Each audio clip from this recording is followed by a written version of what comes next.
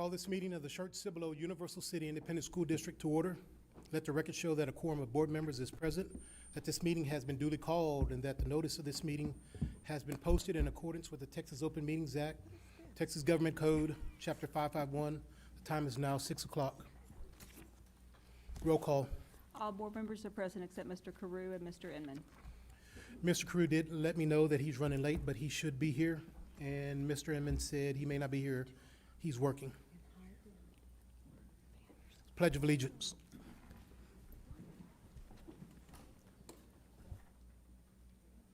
Allegiance to the flag of the United States of America and to the republic for which it stands, one nation, under God, indivisible, with liberty and justice for all. Flag. Allegiance to Texas, one state, under God, one and indivisible.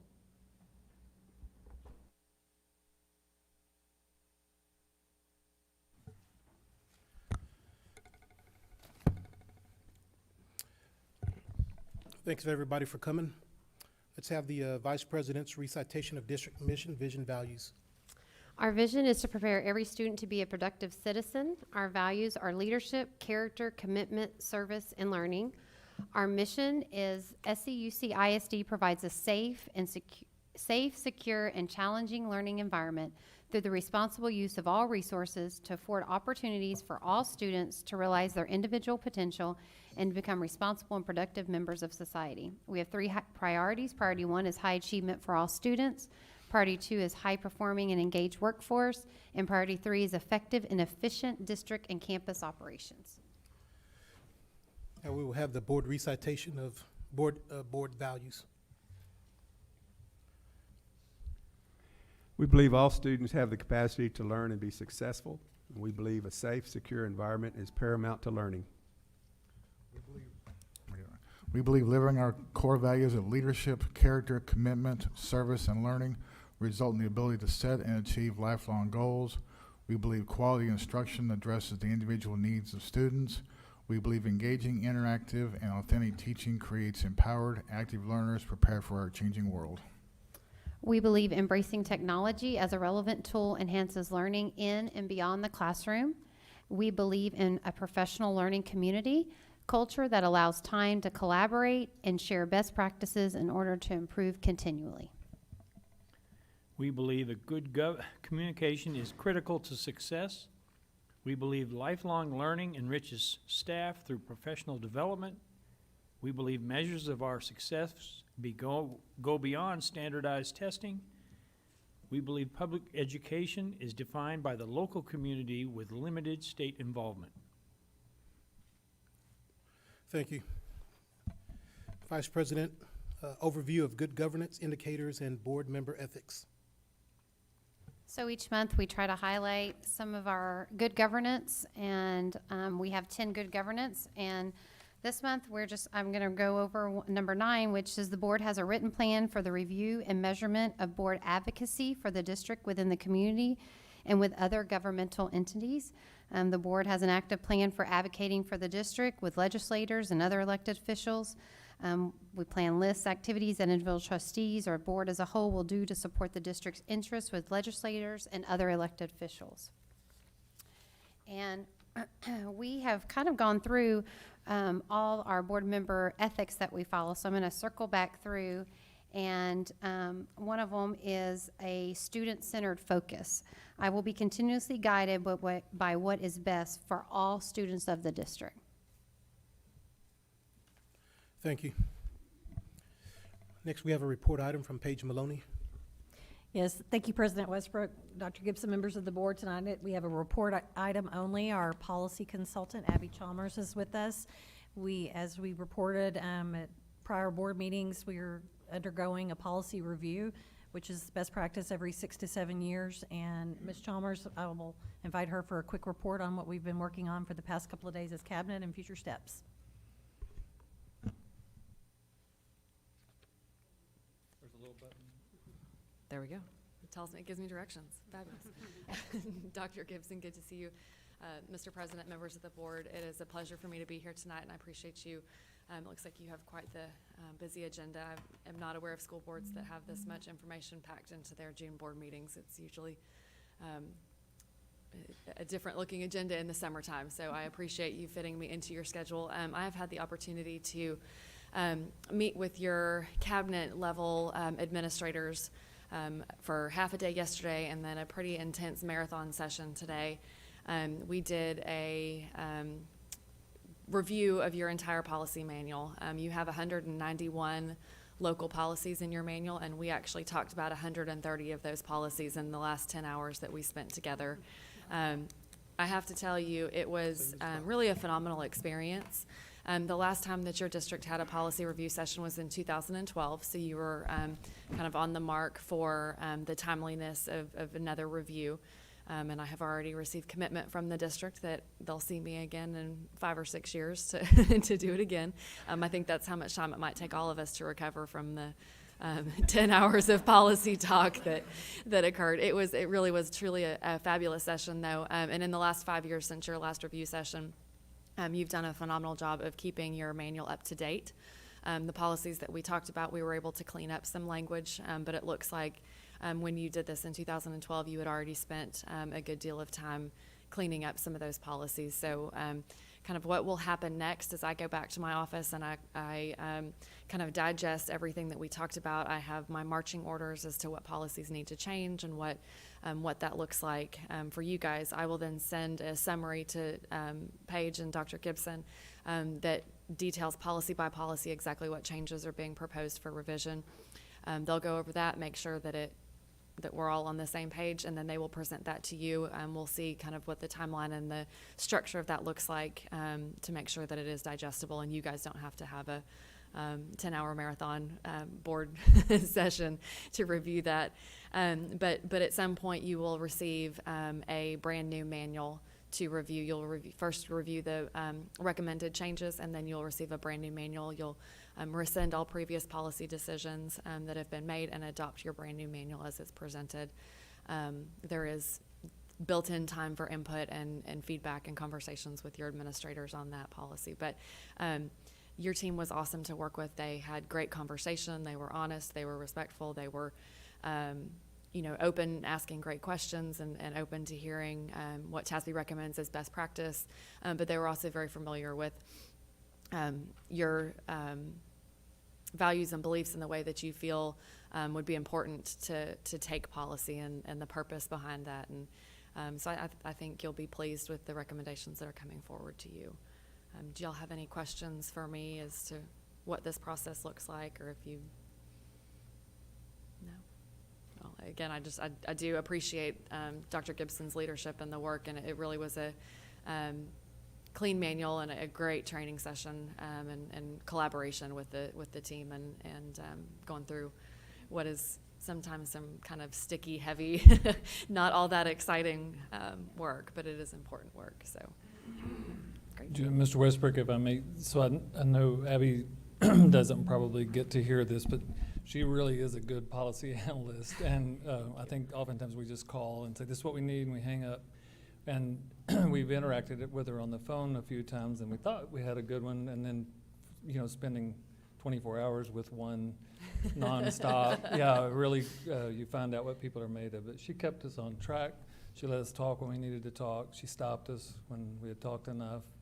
And it was a really good process. And seriously, I want you to know a lot of the staff, even though, I'm hoarse and my eyes are bloodshot from reading and all that, but, at least 4 cabinet members said, man, this was awful but great all at the same time. That's such a compliment. I'm so good. Yeah, that's right. So it was just know that we went through everything very carefully for the last 24 hours, and thank you for joining us in that. My pleasure. We probably left, 20 questions, but we narrowed that down from 400 questions down to 20 that are remaining. And then we did talk about incorporating the board policy committee into this process, and so we'll make sure that that's a part of the closing the loop with the full board. Thank you. Absolutely. Thank you, guys. Thank you. Safe travels.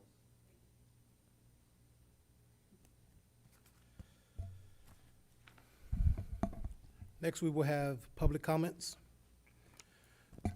The Board of Trustees will now hear public comments. In order to provide consistency and fairness to all individuals, public comments will be heard in accordance with the Board Policy BED Local and procedures outlined in Administrative Regulation BED. Comments should be limited to topics such as policies, curriculum, and facilities. Any direct criticism of a specific employee will not be heard during public comments and should be considered separately as provided in board policy. In this context, individuals are cautioned to not identify any employee by name or by any combination of words or descriptions which could identify the employee to another individual.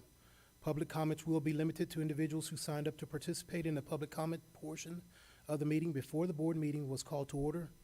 Delegations of 5 or more persons shall appoint one person to present their viewpoints. An individual who signed up to participate in the public comment portion of the meeting may not relinquish their time to another individual. No public comment shall exceed 5 minutes. To ensure compliance with time limitations, a yellow card will be held up by the board secretary at 4 minutes, and a red card will be held up at 5 minutes. If you have any issue you would like to discuss with an administrative staff member, complete the designated form located on the back table and place it in the wooden box. Your concern and contact information will be forwarded to the appropriate staff member.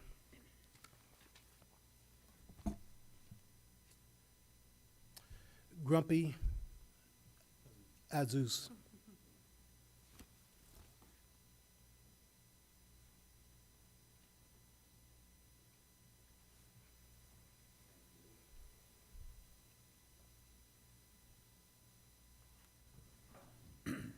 Thank you, Mr. President, board members, Dr. Gibson. I just got a few things to go over lightly. One of them, as I spoke before in the TRE, I don't think there is a good perception out there that this is a good idea for us to go with this year. And the other thing is, if we are not able to give our teachers a pay increase, my concern would be why go and hire 2 additional employees or $50,000+ school administrators. I would rather see that go to our teachers. I'm involved with a lot of teachers, and I listen to them. And of course, I've said it before, I had family members that they is teachers, and I know the struggle they go through, anywhere from high school to elementary school, they teach. It's sadly enough, they work so hard, but yet they're not getting paid much of what they deserve, and they have to go look for other jobs. So I'm trusting you to make sure that that area is taken care of most of all, because look at you sitting up there, look at me, look at everybody behind us. You know what? We were in pre-kinder, we were in kinder. And guess who taught us to make this high salaries we make it right now? Is that teacher that's struggling today. So that's have to be taken care of. I support 3 schools, 1 in Schertz at the end of the year, and 2 in San Antonio in Judson. One of them is the brand new high school. At the end of the year, I provide them with breakfast, telling all the teachers and the employees, thank you so much for all you do for our communities and our kids. But what most interesting is when I was visiting the new high school, not that I'm just going to mention 2 names because that was mentioned to me. And we talked about school board members, et cetera, and of course in the highlights with the news, and we all know what transpired in the news is shameful, to be clear, but you know, the law have to take its course. They spoke very highly, some people out of the Judson School District, about 2 of our members. One of them is Mr. Guru, which is I know, and I've talked to him during his service with our Schertz Police Department. They spoke very highly of him and the incredible job they believe he's doing in our school, and I thank them for that. And I know Mr. John Guru. The other one is Mr. Ed Finley. I've never met Mr. Ed Finley in person, or really actually, but thank you. They think highly of you, and they give me a lot of examples. I could go through all of them. That I'm not saying that they're not talking highly of you, but this is the two name that was mentioned to me, and I said I will bring it forward. Now, that's being said, we don't look good in the public eye. We don't. The school district, and it's very disturbing and it's very alarming. You know, we all make mistakes, but we have to own up to it. There is a consequence, you know, and I hope that after all this said and done, the board member in question get his life put together, but there is a consequence today. You know, and people look at us as this is a school board, and oh my God, and it keep coming up over and over and over. Now, mind you, I think I understand this, but I'm not clear of it. I know no one up here have the power to remove anyone from the seat because they are elected official. But sometimes integrity have to step in and say, let's move forward. So I'm hoping and I'm praying that, you know, the individual in question will have that and move forward. Let the school district move forward.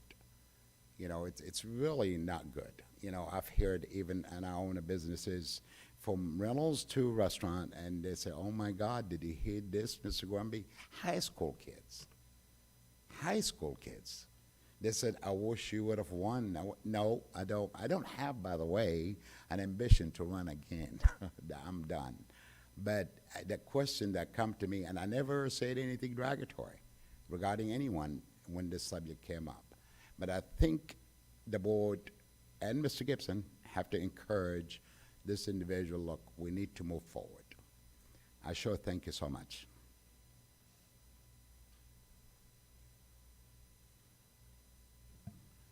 Mr. Benson?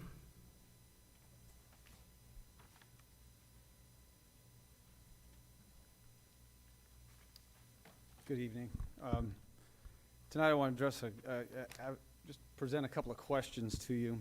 Obviously, based on the agenda, there's some discussions going to happen behind closed doors about some personal conduct.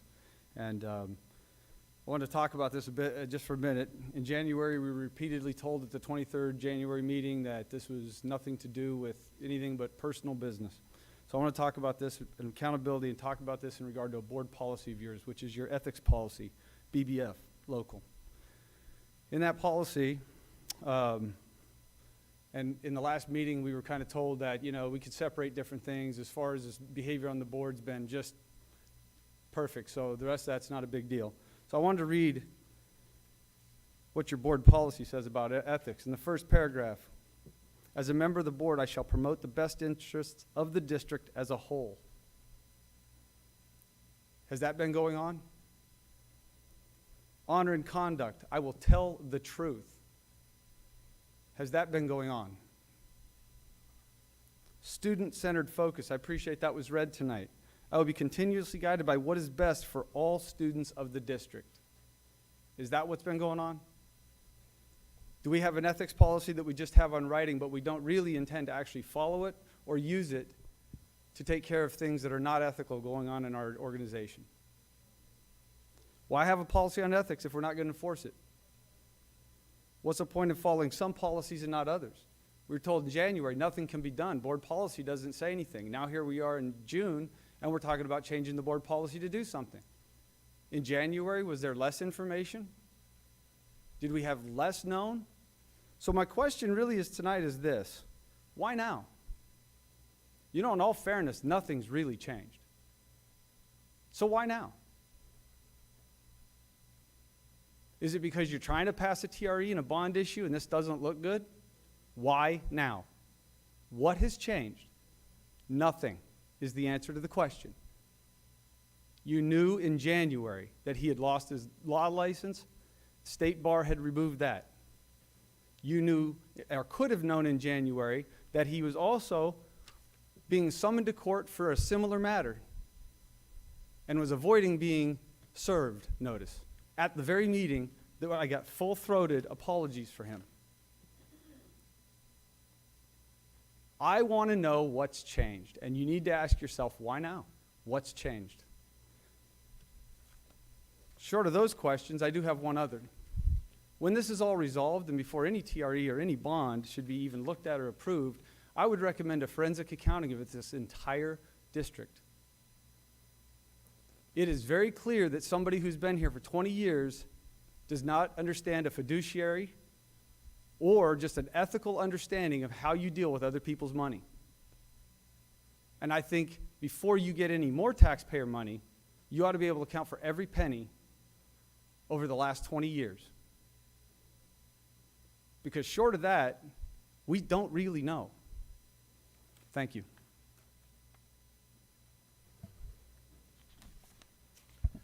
Dr. Petrisky.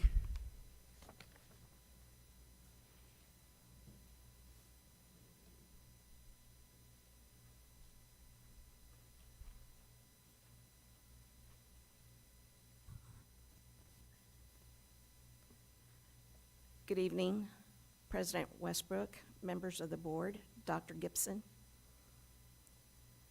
I've been a homeowner for 31 years in the district. The team of 8 definitely needs to do so much to restore confidence and integrity in this district. As I said before, it's the students that make this district look good. They actually earn the awards that are presented. They don't buy them. I'm very upset that it takes entanglements at the state level, at the county level, at the local level, before anything is done. I'm upset that only one board member wanted to address these issues before they got out of hand and besmirched the reputation that the students and the teachers work so hard. Thank you, Mr. Coreau, for being that courageous person, board member. I was especially astounded when this board member wanted to address the issue that a majority of the board was doing a slam against this board member. Right now, the team of 8 is sending definite mixed messages regarding the standards of conduct and behavior expectations. In addition, you're also sending mixed messages about the financial health of this school district. As a taxpayer for 31 years, right now in particular, the first time ever that the school district wants to initiate a tax ratification election.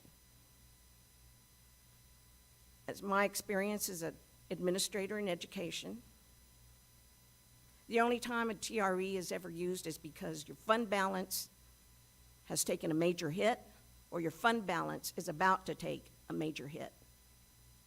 In February of 2018, during the workshop, it was said that for the upcoming school year, 2018-19, a budget could be handled at the $4 rate.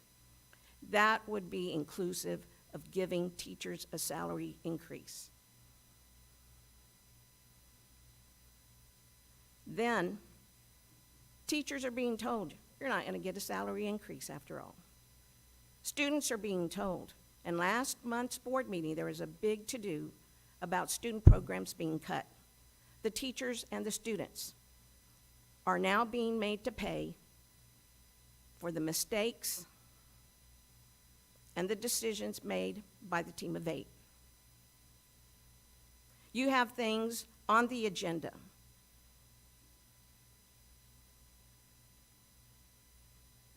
that you talk about the budget, and yet you're requesting central office positions at 6-figure salaries. You tried this back in April, and people were not very happy about that. April, that was the month that the citizens received their property tax appraisals which had skyrocketed.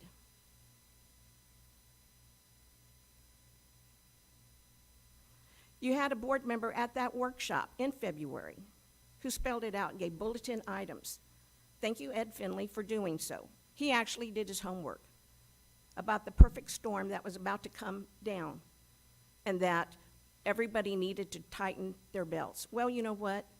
At the campus level, the teachers are tightening their belts. Central office administration is not. And I asked, board operations, one of the things that you need to include on that, board members, you need to know the board packet agendas like the back of your hand. Some of you don't even read, and you take pride in saying, I haven't read that, or the day of. You're looking at a board packet. There's millions of dollars we're talking about, and yet you authorize $1.5 million for certain programs that you really haven't discussed. So I recommend no TRE at all, because as the gentleman said before me, you have much work to do at the level Team 8. Thank you.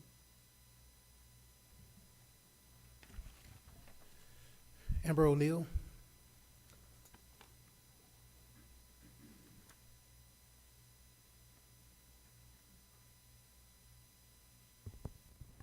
Thank you. Dr. Gibson, President Westbrook, and Board, I stand before you today just as I did in January, requesting Mr. Inman's resignation. Sadly, the behavior and actions of Mr. Inman are clearly outside of the SCUCISD belief statements, mission, and values. Those very belief statements you take the time to read before every meeting. Again, actions speak louder than words. Why do we have belief statements if we're not going to adhere to them? Should Mr. Inman choose not to resign, I ask each of the board members to request his resignation. I have personally emailed each of you, including Mr. Inman himself, requesting resignation.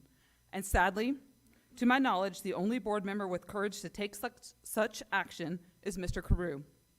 I understand what I'm asking is not easy. If it was easy, everyone would do it. I've been ridiculed, bullied, and accused of dragging the district through the mud. Despite all of that, I stand before you again today and ask for Mr. Inman's resignation. Mr. Inman is solely responsible for his actions and the negative attention brought upon the district. How can I, or anyone else for that matter, be faulted, ridiculed, or bullied for requesting elected officials be held accountable for their actions? Thank you for your time.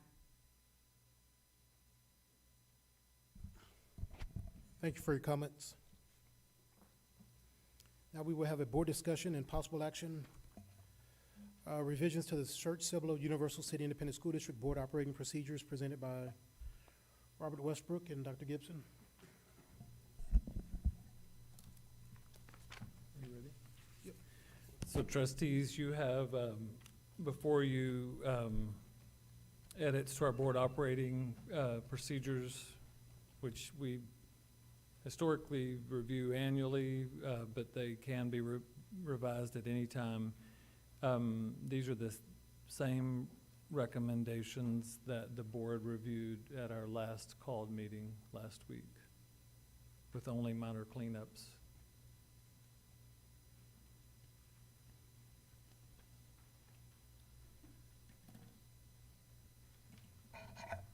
Can I get a motion? I move the Board of Trustees approve the revised board operating procedures as presented. Second. Any discussion? All those in favor, raise your right hand. Motion passes 6-0.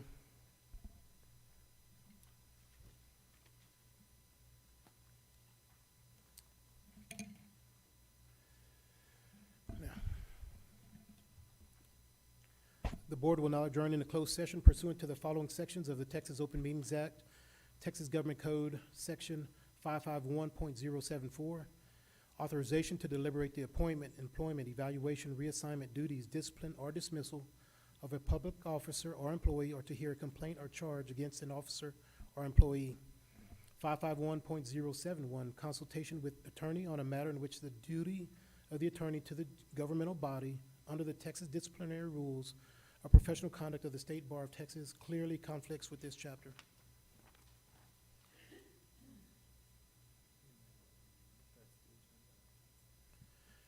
In deliberation regarding matters related to the duties and conduct of trustee Gary Inman and regarding possible discipline of same through motion and or proposed resolution of censure, Texas Government Code 551.074. Time is now 6:30. Stand adjourned into closed session.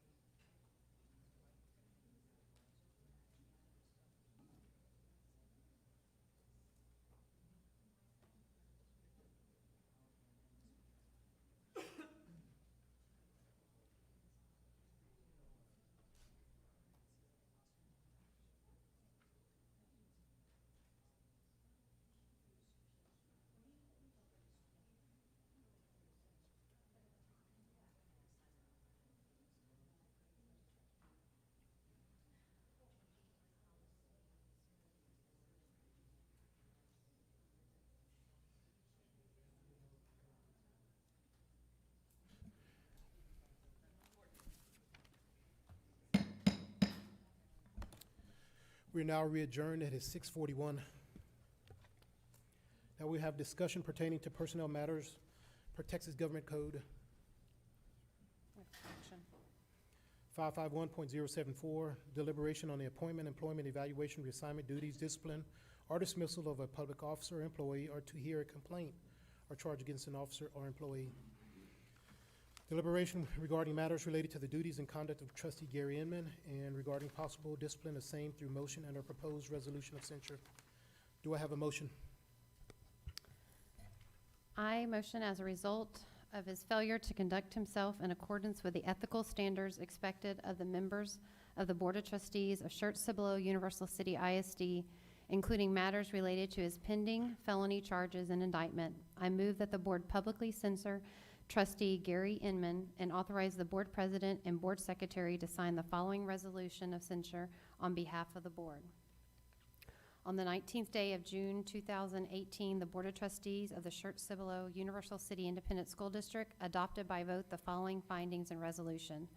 Whereas through Board Policy BBF Local, the Board of Trustees collectively and members of the board individually have agreed to take no private action that may compromise a trustee's performance or responsibilities. And whereas Board Policy BBF Local further states that trustees will be continuously guided by what is best for all students of the district.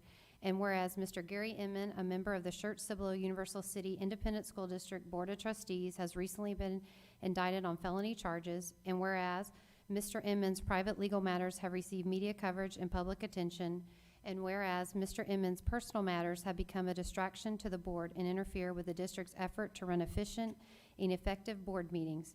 And whereas the criminal allegations, if true, demonstrate that Mr. Inman has failed to act in accordance with the standards expected of members of the Board of Trustees of the Schertz-Cibolo-Universal City Independent School District. Most importantly, his private actions and personal matters have adversely impacted not only Mr. Inman's effectiveness as a trustee, but have also undermined the orderly governance of the district, staff morale, and the reputation of the district among parents and members of the community. Be it therefore resolved that the Board of Trustees of the Schertz-Cibolo-Universal City Independent School District does hereby publicly censure Board Member Gary Inman. The censure is one of the only options available to the Board to reprimand Mr. Inman and to make clear for the record that the Board does not condone his actions. The Board would like the public and district employees to know that any potential criminal actions that may have been engaged by Mr. Inman as presented in the criminal indictment were taken as an individual and do not represent the standards of conduct that the Board of Trustees expects of its district officials. Further, trustee Gary Inman is expected to strictly conform his conduct to the ethical standards set forth in the district's board policy BBF Local, signed this 19th day of June 2018. Can I get a second? Second. We have a motion and a second. Any discussion? Prior to any discussion, Gary Inman did have a statement that he wanted to have read in open session, so I'll read it as follows. I have all the faith and trust in the world in my fellow Schertz-Cibolo-Universal City Independent School District trustees, and will certainly honor and respect whatever decision the board makes tonight with respect to my possible censure. Please know that I have dutifully served and given my heart and soul to this district for almost 20 years and have been a part of this community for almost 40. I truly regret that Schertz-Cibolo-Universal City has been in any way affected by those recent issues, which are solely personal in nature and do not directly involve Schertz-Cibolo-Universal City Independent School District or my service as a trustee. I intend to address these issues honestly and directly and trust that they will be resolved soon and in the appropriate manner. Any further discussion?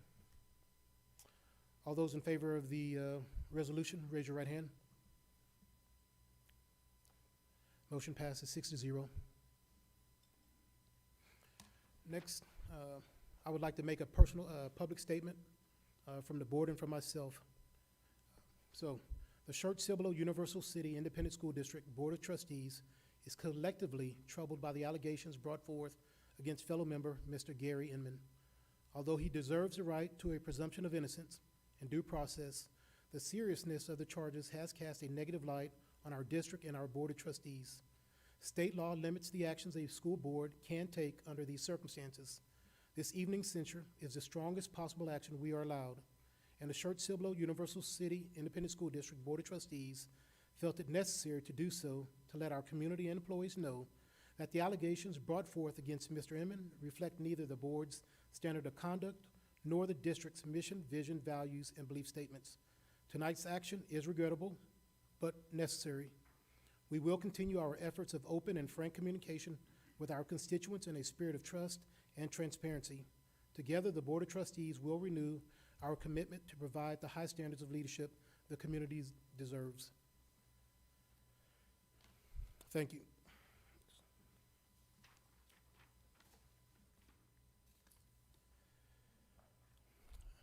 Let's go into board recess, 6:46. We'll reconvene at 7 o'clock.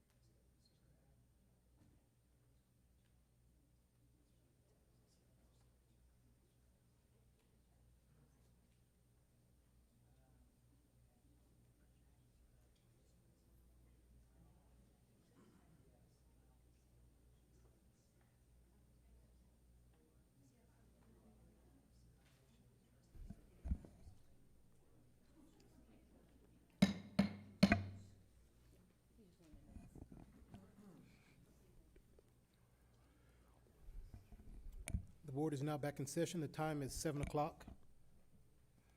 Is there any correspondence? No correspondence. Now we will have new business discussion item, employee compensation package, school year 2018-2019, presented by Linda Cannon. Yes, President Westbrook, Dr. Gibson, and members of the board. The compensation package is designed and administered for the purpose of attracting and retaining qualified employees. The package includes wage and salary structures, stipends, and incentives and benefits. Tonight, this is a discussion item only, and we will be bringing this back for approval in either July or August. But I did want to share with you some of the changes to that tonight, which is on our stipends. There is some requests for additional stipends at the mainly at the junior high and high school, and along with that, some for athletics and some growth in the athletics areas. And then also, there's the stipend request for webmasters for the campuses to help us with the web pages as we start up the new school year. So I wanted to share that information with you as well.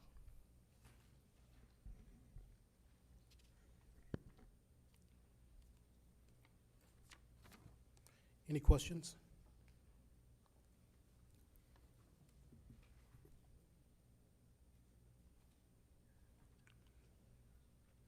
Nope. So the question is just to get our entire stipend list emailed out to the board? Or- Not necessarily the entire, since these are modifications, just what the original. You know, that would The be a good way to original do amount. it, though, to just show you what we Okay. currently do and then compare that Okay. to this. That We would do be that good. when we bring the compensation, but I can do that prior to as well to So let we you ju- know. We're gonna put a board update out later this week. It exists, so it's just a matter of sticking it in the Correct. thing. Okay. Yep. Yep. Thanks. That's a good way to lay them out and look at what the difference is. Aren't most of these new? New Mo- compensation? Most of them Sure. are an additional stipend or a newest stipend that we are requesting because of growth Right, in the okay. programs. There is a few increases in there, and that's based on the market, Mm-hmm. or, for instance, the soccer was an increase because the season has now extended into a regular season, where before when we started soccer, it was a very short For season. the junior highs? For the junior highs, yes. Okay.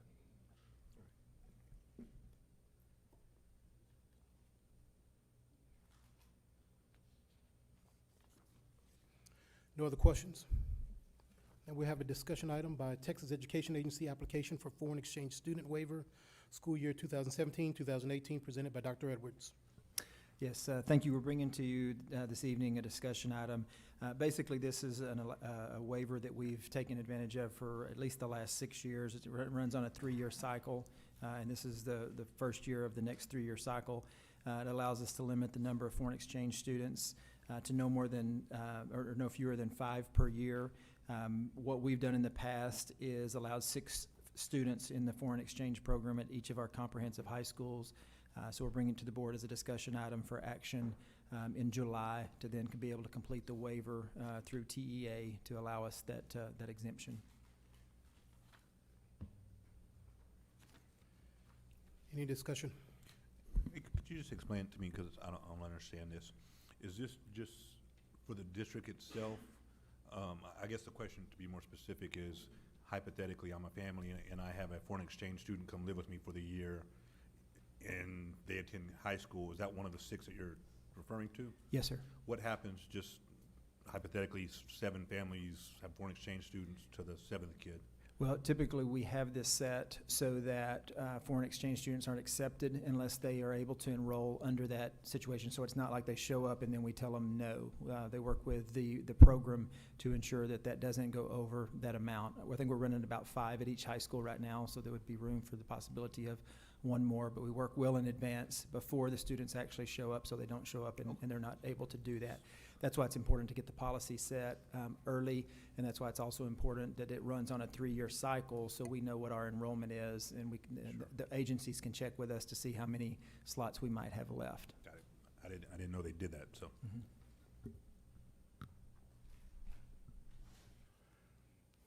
Any more discussion? Nope. Discussion, Communities in Schools contract for school year 2018-2019, presented by Ms. Gracia. Good evening, President Westbrook, Dr. Gibson, and members of the board. Tonight, we're submitting our annual contract for communities and schools. Currently, we have 11 site coordinators who partner with educators, parents, and students to help identify the needs and support our at-risk students.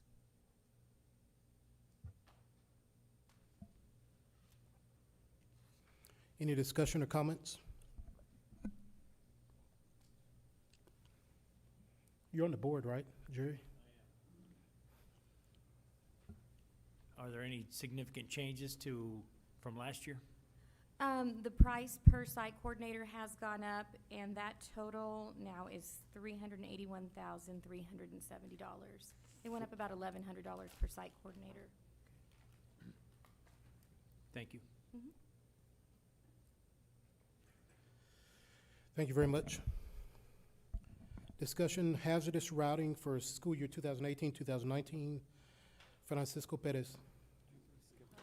Or did I? Discussion 2018-2019 Student Code of Conduct presented by Michelle Shea. That's because I was a very bad student, so I'm trying to skip over that. I don't believe in good conduct, so.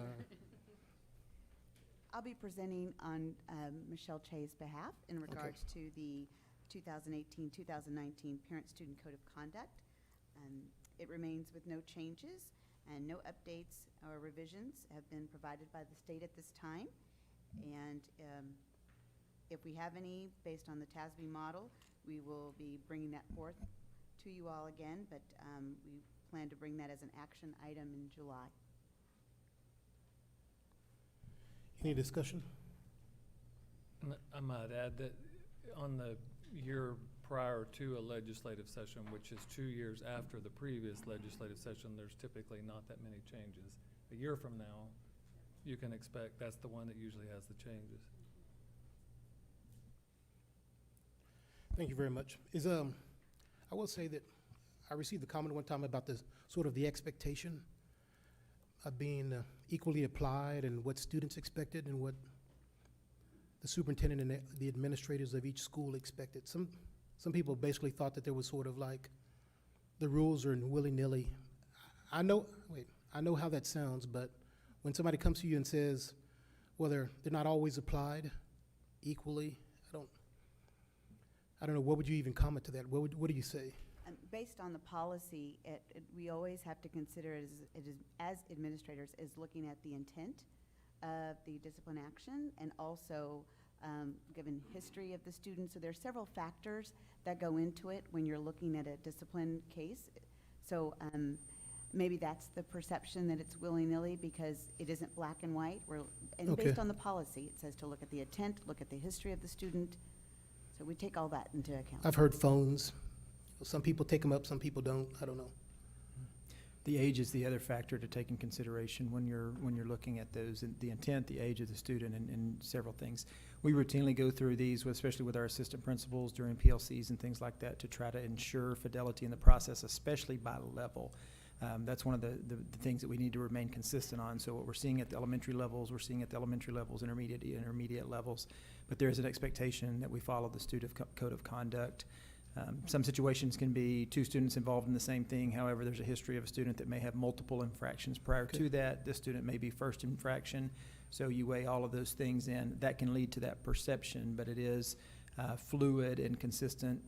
And when it's not, we try to address those either with the individual campus if we need to, or in a situation to where we do more of a training exercise and some pieces in there. And we already have some of those planned.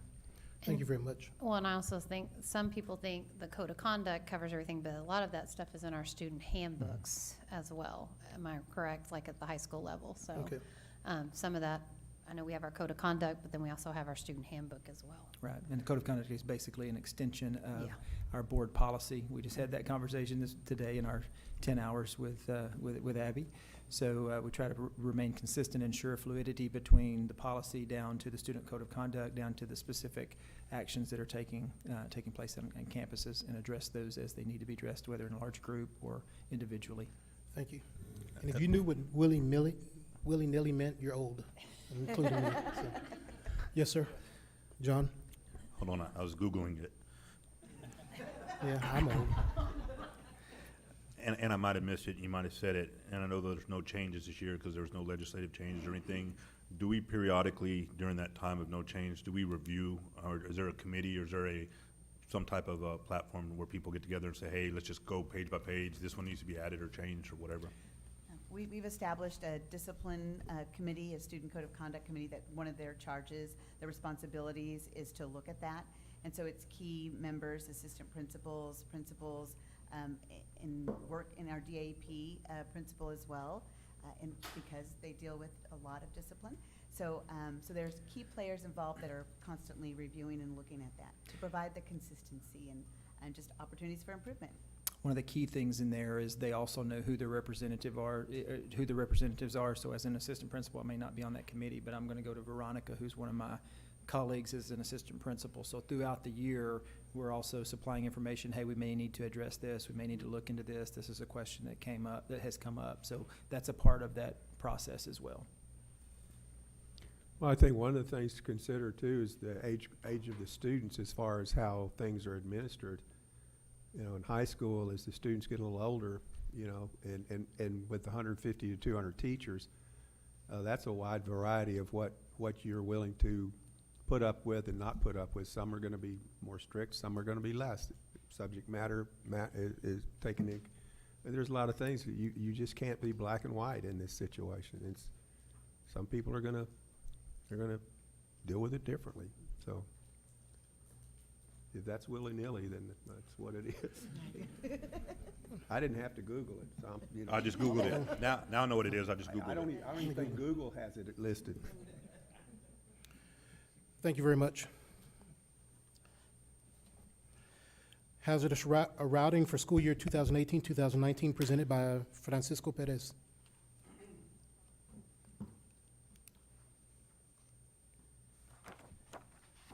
Good evening, President Westbrook and Dr. Gibson, members of the board. This is a discussion item that will be brought for action next month. It is regarding the CNA local policy for student transportation. The board must annually adopt a resolution to identify hazardous conditions that students residing within 2 miles of the school will encounter if they walk to school. For the 18-19 school year, we're adding 2 routes to the list that you see there on your packet. And that's mainly to address the attendance zone for Rose Garden, basically right across 1518. Besides that, there's no changes to the criteria that we use for the 18-19 school year. And also this year, we're able to meet with Schertz PD and Cibolo PD and go through the routes and just talk through some of the challenges that we've seen and see if they had any other input for that. Any discussion, questions? What were some of the challenges for the routes after Tones? Just making sure that we validate, make sure that they know the areas that we see as hazardous. Some are pretty obvious, 3009, 1103, parts of 1518, 78. And then they were able to share with us some of the traffic conditions in other areas within the district. And we ran that through our criteria. In some cases, we already had identified those areas, but in others, we were able to add them to the list. Thank you. Any cost or extra sir. personnel? No, this is, of course, is something that it has to be done for funding. We do anticipate for this past school year to receive approximately $70,000 from the state because we're able to identify those areas as hazardous. Yes, sir. John? No, I was just going to add a comment. There's probably 2 or 3 organizations within the school district that we get, probably, at least I do, and I'm sure they do too, get most of their complaints about, and transportation's always one of them. And I don't think the average person knows how much work y'all put into what y'all do, looking at the hazardous routes and how much effort goes into it. And of course, they just hear what their kid came home and said, and I know there's been a couple times of that. And so I just want to say I appreciate all y'all's effort that y'all really take, making sure that the routes, are the right routes. And I know y'all made some modifications on where y'all stop based on, not necessarily complaints, but concerns brought by citizens. And I know y'all really put a lot of effort in that, so I want to say I appreciate it. And most of all, it's because 2 of my kids don't know it yet, but they're getting ready to ride the school bus this year. So Thank you, y'all, sir. and thank y'all, and good luck. And I'll make sure they read the code of conduct. Thank you. That's absolutely a team effort, and I will say, obviously, office staff and our drivers, they do a great job, so. Just rest assured, they're better behaved than John is, so it's okay. It'll be okay. Is Schertz Parkway, is that a hazardous route for students living on either side, either going to Wilder or going to Pascal? No, sir, Do you it's know? not. It's not? No. Okay. Is that because of their crossing guards or? They have crossing guard and also sidewalks. Okay. Also, the speed limit is Yeah. lower than others. Okay, all right, thank you. Thank you for everything you do. I appreciate that. This is one of the reasons why I think a lot of parents bring their children out here is because they know they're going to be taken care of from the day they start the school day until they get home, and this is one of the reasons why. Want to ask, how is the new routes going to be communicated to the parents? Because then now all of a sudden they're going to change this, so how they're going to know that their children are now going to be eligible for bus service that may not have been before?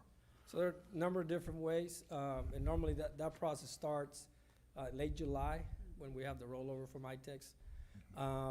Online, where we send an email blast, we actually send, we call them rider ID cards home with the bus stop location, bus information, and so, you know, again, and we've done also voice messages.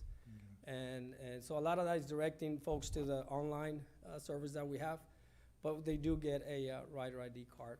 Now, if brand new students, when they go to the campus, they do get that information from the school. And of course, if they have any questions, they can give us a call. Yeah, I get asked that question every so often. It says, how do I know if my children can get a bus drive? So I want to make sure that the information is being put out there, and also how would they find out? So that's Yes, helpful. there's so I an appreciate it. online tool for that. Okay. Also. Okay, very good. Okay, I will know what to do then. Thank you. Nothing more, thank you. Procurement of goods and services presented by Matt Rivera.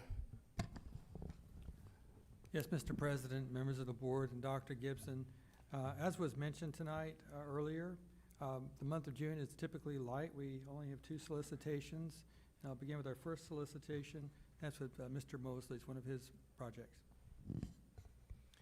Good evening. Our first solicitation is for portable moving service. This is a service that we use on average about 6 times a year, or 4 or 6 portables per year in the last 5 years. And this is just moving portables from one campus to another. We're currently involved in moving 4 portables from Clemens to other campuses this summer. So contract's coming to an end, so we're going back out to make sure we were getting the best deal that we can on these services. Any discussion on portables?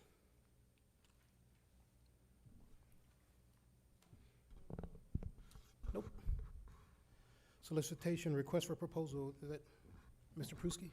Yes, this is for the Clemens High School renovation and addition, furniture, fixtures, and equipment. Moving forward, for the areas including the auditorium and the renovated interior work in the admin and support spaces with special ed and the teacher support areas as well.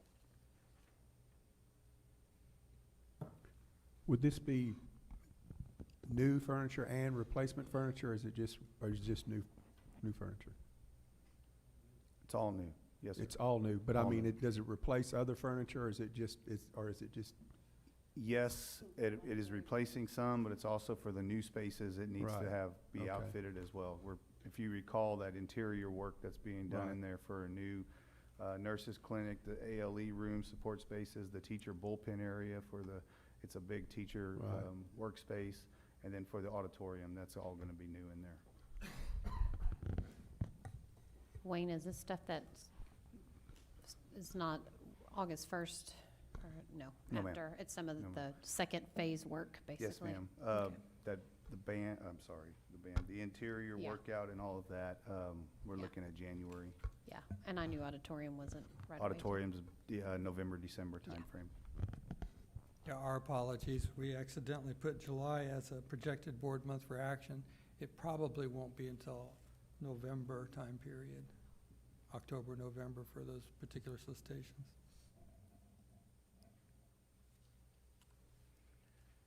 Any other discussion?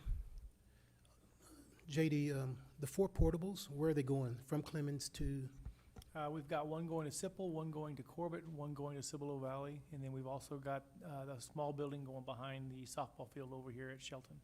okay. Those are the only 4? Currently, yes, sir. Thank you.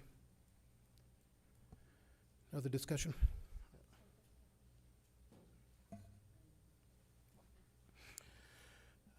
Agenda items requiring board action are routinely brought to the Board of Trustees for discussion 1 month and brought back to the board for consideration and possible action at a later date, typically the following month. This item allows trustees an opportunity to consider which discussion items on this month's agenda may be eligible for board action under the consent agenda of a future meeting. Any item placed under the consent agenda may be pulled and voted on separately if requested by a board member. Is there any consideration, or I can discuss, or I can list what's going to be for the action items next month? Employee compensation package, or you want to go over? Well, Dr. Gibson? they're listed on page 35. That's all I was going to say. Okay. I would think with the question about the employee compensation that we not put it in consent, and so that we can close out those last few questions, if that's okay, all right? Yeah, I was Okay. gonna ask that. All right. The foreign exchange, everybody okay? Communities and schools, Yes. Okay, code of conduct, yeah. hazardous routing, Yes. and portable. And then the Clemens is not applicable to this because it's gonna be November anyway. Yeah, Right. so will you bring it back as a refresher when we get closer to it? Okay, it'll come back as a refresher when we get closer to it. So I'm gonna put NA on that one. Okay. So it's a no on the first one and an NA on the last one and yes on everything else. Does that sound right? Yes.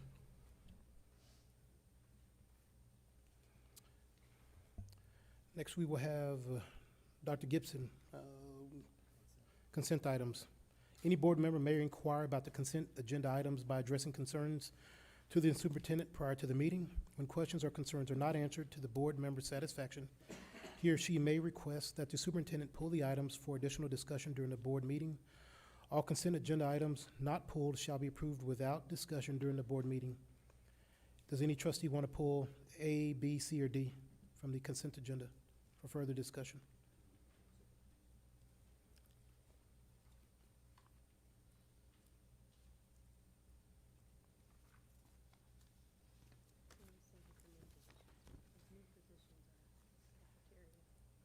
You want, I was, Go ahead. it lists new positions, but those are the cafeteria workers that are out of the cafeteria, the federal budget. So I know that can be deceiving when somebody might look at the agenda, but when you Right, look as at that. laid out last month, it's 2 frontline child nutrition workers. Yeah, which comes out of actually federal.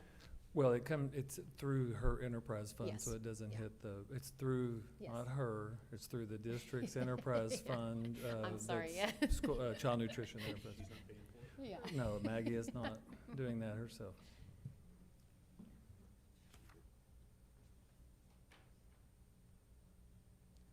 and the total of 45,830 is for both positions, not 45 each, correct? Correct. Okay. And at present, those are the only 2 new positions that we're looking at, correct?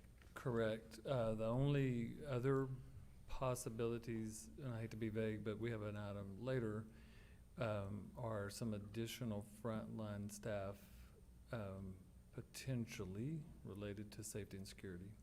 Okay. And that would be brought back to the board later in the summer. Nobody wants to pull anything? All right.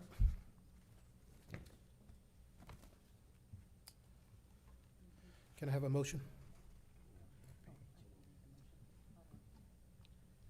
Oh, we were trying to. Hold on, I gotta get back uh, one. I move the Board of Trustees approve the consent agenda as presented. A, approval of minutes. B, approval of financial statements. C, acceptance of superintendent's report on budgeted purchase of goods and services in excess of 50,000. And D, new positions for the 2018-2019 school year. I second. Motion and a second. Any discussion? All those in favor, raise your right hand. Motion passes 6-0. Other action items, request for board action, leadership TASB class of 2019 applications presented by Robert Westbrook. It's on page 70. That's,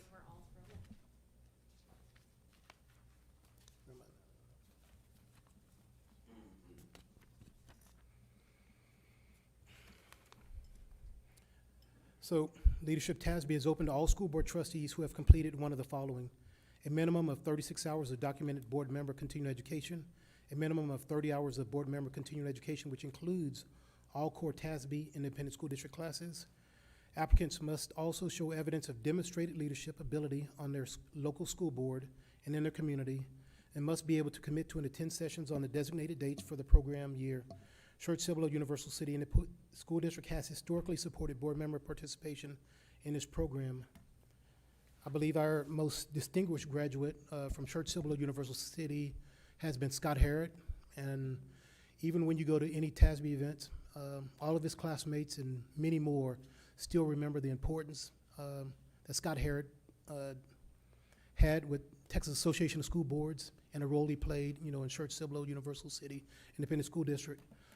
Other members have been myself and, was it Ricks, or was it? I think there was one more. Yes, it was Gary. Also, as part of the leadership TASB. It's an influential program. It's well known throughout the state of Texas. You will visit large districts, small districts, poor districts, rich districts, 5 different places throughout the year. And I think more importantly is you're going to get to know other school board members and sort of act as your own sort of learning community and bring stuff back and how to improve the district itself. And I think for this year we have John Carew. John Carew and Amy Dreisbeck. John, you want to have any words or you? No? Yeah, if y'all remember, I was physically at Leadership TASB the first night, waiting to start the next morning when I get a phone call and I end up having to go to Puerto Rico. Yep. So hopefully it doesn't have a big hurricane this year again, Yes. or at least not that weekend. But yeah, so I actually got pulled away the first night and had to go, so. Amy? Well, I was just going to say, we're hoping that we'll be both selected, because it's a selection process, that they're just going to carry over John's selection from last year and then appoint another one. If not, we definitely want John to be able to do his this year. So I'm looking forward to just learning more from other board members around the state, visiting different school districts. It's from West Texas to the Panhandle to South Texas that we'll visit, so. Just to expand on that, for those who've never had the opportunity to go to one of these TASB events, when you sit at the table from someone from, and I don't want to call it a school district, but a very wealthy school district, and then you talk to another person at the table, and how many kids do y'all have? Well, our graduating class was 32. And you're like, we have 32 in a portable out here. But you listen to the differences, but it's funny because they all have a lot of the same problems no matter where they're at, and everybody has money problems, everybody has, Funding. student problems and everything, but it's interesting, and you do learn a lot, and it's fun even going to the regular TASB events. Good luck to both of y'all. I'm trying to tell you, Schertz-Cibolo does have a positive reputation, despite today's actions from our board member, Dr. Gibson especially, and the presentations on good governance. And so I'm excited about both of y'all attending Leadership TASB. We'll think positive. Thinking positive. Hopefully we're going to get. I think we're going to have to go back into closed session. One more thing. And also there's a request for board action revised budget param. Oh, I got it. Can I get a motion?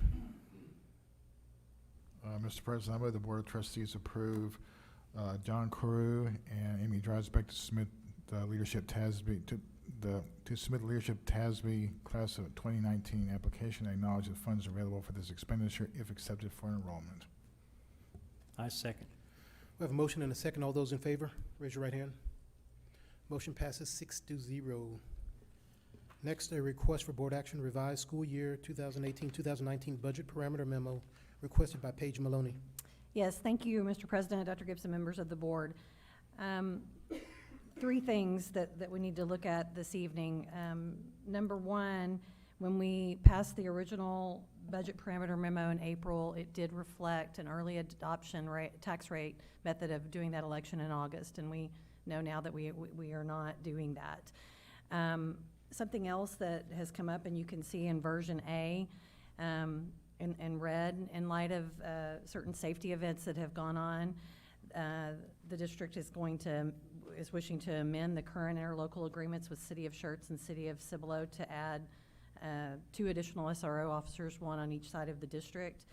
There is a possibility of a legislative session to consider Governor Abbott's safety plan, and that plan does call for coordination between the school districts and local law enforcement. So we are very much trying to align our plans with that plan. There are some things that are promising that there could be some funding available for that. We also did receive our Title IV entitlement, which was, we expected 0, and we actually got $63,000 that goes to our neediest campuses, and so our Director of Counseling is working on a social emotional learning piece for the Schertz Wilder track up to Corbett, because we do have to serve those Title I campuses with that. So that's all going to be in correlation with that, and I think it's nicely aligned. The last thing, we are bringing through 4 different scenarios of the budget parameter memo tonight, but what I would like to say is we are balancing the budget on $1.04.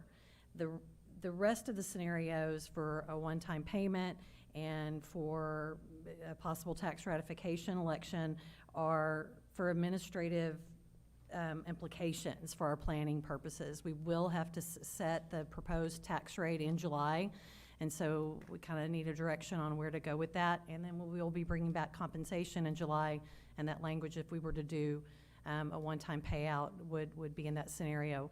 But I think the thing that what we want to say is we will balance on $1.04, and we've talked about before, if we were to go forward with the tax ratification election, the remaining funds, we would put those in a special category, if you will, and would not expend them until the voters passed that election. So basically, we're asking for some direction tonight for getting what we need to get in the paper, bringing the proposed tax rate to you in July to prepare for adopting the budget in August. When does the notice have to be put in the paper? After we adopt the proposed tax rate, 15 days before we go to the. Okay, so when, like, make that into a date for me. A projected date. Projected date, it would be second week of August, 15 days prior to that last week in August. I can get it to you, So August 30th would be the date we set the tax rate, right? Well, no, we would have to approve a proposed tax rate Right. in July, Okay. so it can go into the paper. I mean, if we need to bring 2 items back.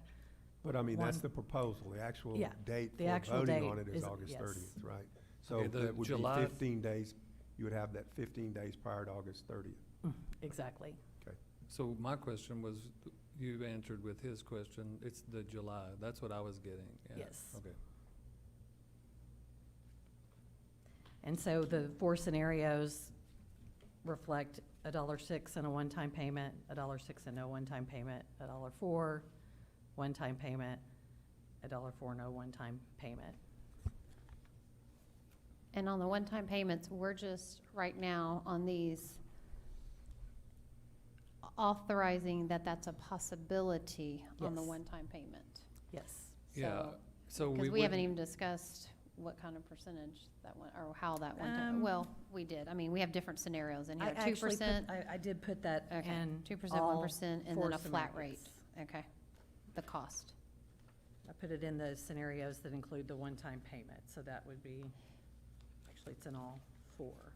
And on the $1.04 rate, would we have to pull for the one-time payment, one-time pay rate or payout? would we have to pull from the fund balance, or would that be written into the, We could write it into compensation to either pull out of, it would, I mean, on $1.04 current with the numbers that we have, we could not do that. We would have to pull it out of fund balance.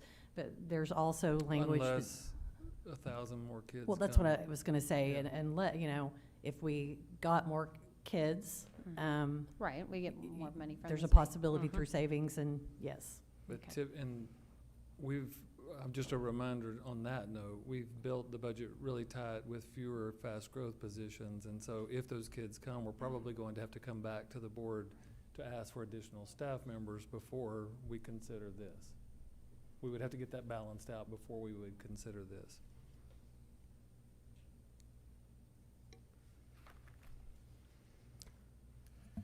So you- I'm going to ask a question. I've missed a board meeting this year. Probably the first one I've missed in a long time. Has there been a board meeting where we've stated or discussed that we're not going to give staff members a salary increase? Yeah. Yes. Well, I know that there was a discussion about that there was a possibility. But has anybody ever stated that we weren't? The previous. Flat fact that we weren't? The previous budget parameter memo said one-time staff payment only, right? It did. Right, but that's still, that's a salary increase, basically. I mean, it is a payoff, right, a payout. It doesn't go into the scales. No, I know that, right. but it is salary. Yes. Yeah, okay. I Well- just want to make sure that I Yeah. didn't miss something, because I heard that we had said there wasn't going to be a salary increase. Yes, I know it's not an ongoing thing. It's not Right. It's not something that's going to affect TRS or any of that sort of thing, but Right. I'm just trying to understand the fact. Mhm.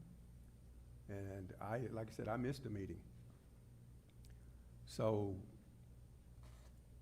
if that was stated, I've never heard it, but, you know. And I just want to clarify some things here about compensation and salary. I never heard anyone flat say, we're not going to be able to give the teachers a salary increase. I understand there was a possibility that because of the budget parameter, that it was going to be very difficult. But I don't recall anybody ever saying we weren't. Yeah, one of the factors early on in the budget parameter discussion was the status of the 17-18 budget.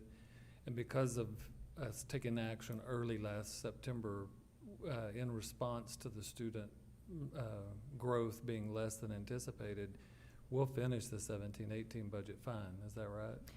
It's not, you remember that we did take out 5 point, whatever, what did we take for the EPP? It's not going to be a hit of 5.8. We're going to have some savings. I can't say that it's going to be, you know, last year we broke even with Right. the EPP. I don't know that it's going to be that close, but it's not going to be the 5.6, which is encouraging. And we didn't know that until just now. So now we know that, so it's a little easier to. Okay. Like I said, I just want to understand, because I never heard that. But I missed a meeting this year, so.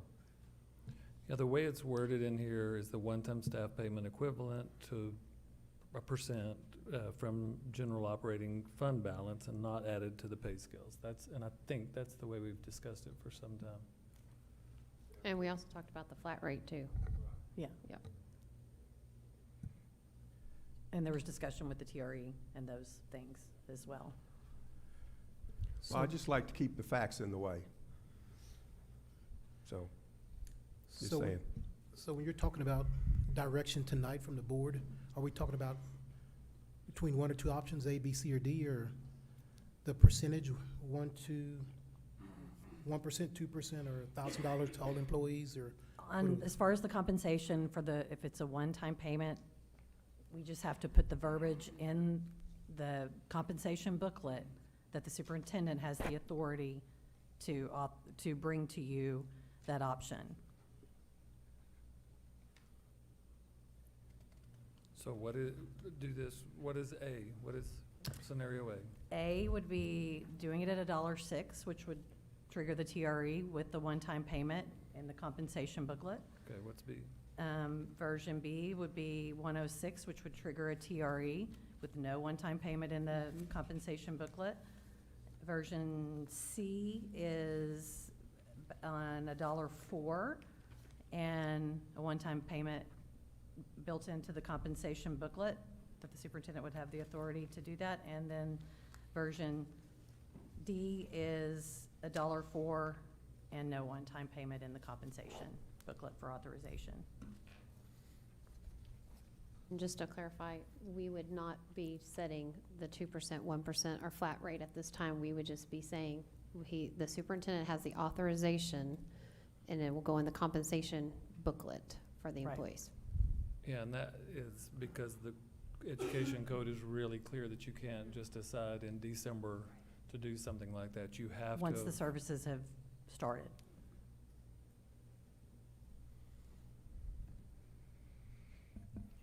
The local revenue growth, have we ever fallen below the 7%, assumed 7% growth? For the We had it past, pretty safe. we've been pretty much on target. We've been over. We've been over But 7%, we okay. balanced on 5%. Not, last year was 6%, but the years before that, 2 or 3 years, 5%. And we saw 8% one year, 7%. Looks like it's gonna be about 7% this year too. So that helped as well.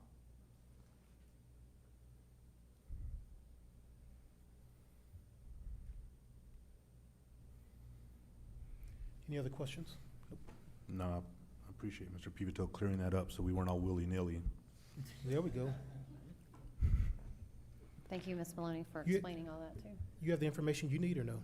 No, we gotta. No, You it's still need actually some more. posted as an action item.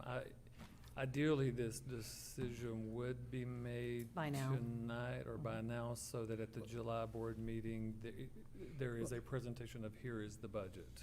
And then it just starts that triggering of events. Or we can bring back both proposed tax rates in July.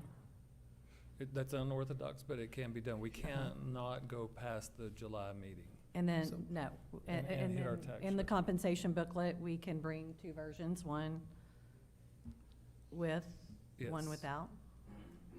And we typically try not to do that at the very last meeting, but we can. Here's my sort of, at 106, right, triggers a TRE, Yes, sir. but we can balance it at 104 and still give the, possible, pay raise of 1 or 2%. 1% is at 900,000 and 2% is 1.8 million. Well, on the current projections, the we current can't projection. balance the 104 with that, Yes. with everything Go that's into in there. fund We would balance. have to go into fund balance. We didn't go Or from- a lot of kids would have to come in, we would have to hire our Exactly. teachers and then still have a little money left over. Yeah. It would still be very tight. That would Yes. be a definite Yes. hardship. But the trustees had asked us from the very beginning to not make this Compensation. consideration of compensation contingent on 4 or 6, and so we didn't. We just built it into either budget.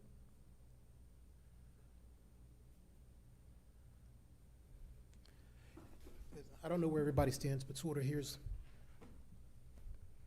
I've heard criticism about the TRE, so here's how I sort of see it.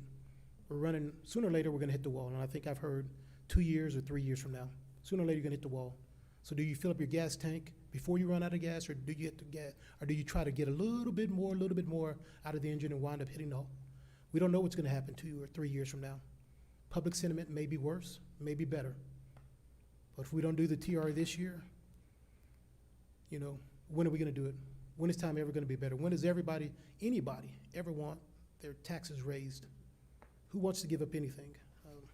And if I may, Mr. Westbrook, we started at a consideration of 13 cents. We changed it to 11 cents, and then we changed it to 5 cents, and now we're talking about 2 cents. I just want to, that's how the metamorphosis of this decision based on public sentiment, response. public response. Yes. And I won't go into the whole golden penny thing, but that's why we settled on those two. And we had the budget workshop where we looked at salaries and salary comparisons, and we decided that instead of a raise, we, in good graces, we could, this is another option. So, And then, okay, so since you brought that up, then in addition to that, we formed the board salary and benefits committee to study, so that we do this either way, and then we study where our pay grades are over this next year. Well, again, it's keeping the spotlight on the facts. The state as much as told us that we're not going to get any more money from them until we push it as far as we can push it with our local taxpayers. And this is it. This is what the TRE is all about. And also, fact is that the 2 pennies, people have the assumption that when they pay their property taxes, that money comes back to the school district, and that's not true. It goes to the state, and then the state divvies it back, and they don't divvy back what the fair share back to the school district. So that's also a fact. The other fact is that the 2 pennies that we're looking at, predominantly the money would come from the state and not the local taxpayers. So yeah, it's another 2 cents, but again, it yields. I've heard people say, well, we need to keep this, we need to keep that, we need to do this, we need to do that, but don't ask for 2 more pennies. But you can't do both. I mean, you've got to do something, and yeah, we'll survive on $1.04, but we're not going to be able to do some other things that we might want to do without the 2 pennies, because those 2 pennies are going to make a big difference, and that's not just for this year, that's for next year.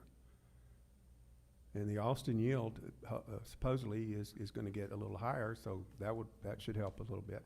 So and we said for the duration of the formula, it's forever. Forever, yes. So it's, again, I understand that, but we lose sight of some things sometimes when we're talking about the TRE. There's so much misinformation out there, and again, there are some folks out there that never let the facts get in the way of their narrative. So that's why I want to try to keep the facts on the table and not get to the emotional part of it. So, sorry. Another willy-nilly. No. So I guess more important, the 104 is there. So from the board, who has the argument against 106 on the board?